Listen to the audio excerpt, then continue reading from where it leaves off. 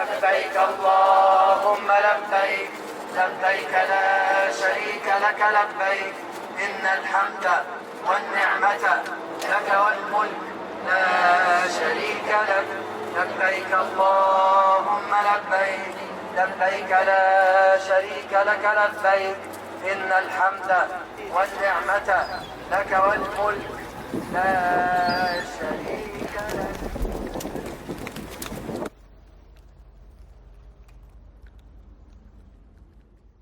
This being my first Umrah, specifically as a convert, I didn't really know what to expect from it, but I knew it was going to be a life-changing experience.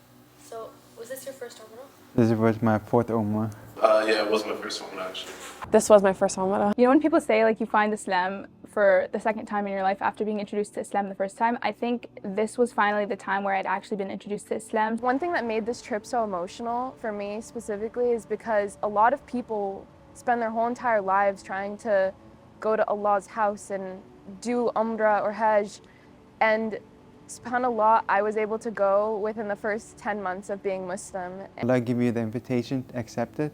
Make sure your heart is like pure and clean, and then you're ready to be in that stage. I would ask you guys to close your eyes, and we will walk in a group until we're facing the Kaaba, and I'll ask everyone to open your eyes, and that's gonna be your moment.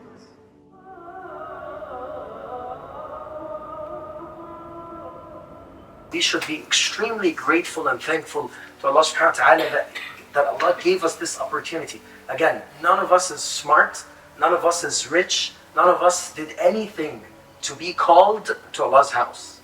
This is a calling from Allah directly to you. It's an invitation, so you can go visit His house. I really felt touched with Mecca. And I'm stay in Mecca as long as possible. Being so close to the Prophet ﷺ, that was I think it was just an unspeakable moment for me.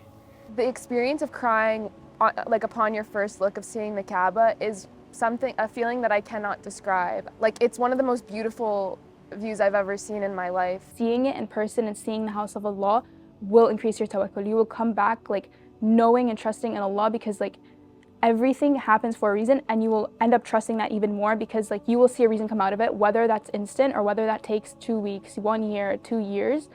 You know Umrah has an impact. You're standing in front of the house of Allah with all this reward coming to you. You're automatically, your du'as are going to get answered. Assalamu alaikum wa rahmatullahi wa barakatuh. We are now visiting the mountain of Uhud. The mountain of Uhud holds a very special place in our hearts. Nabi Sallallahu Alaihi Wasallam stood at the Jabal of Uhud with Abu Bakr, Umar and Uthman, and the mountain shook. And Nabi Sallallahu Alaihi Wasallam قال أثبت أحد, calm down Uhud, فإن فوقك نبي وصديق وشهيدان. There's a prophet, a Siddiq, and 2 martyrs are standing on top of you.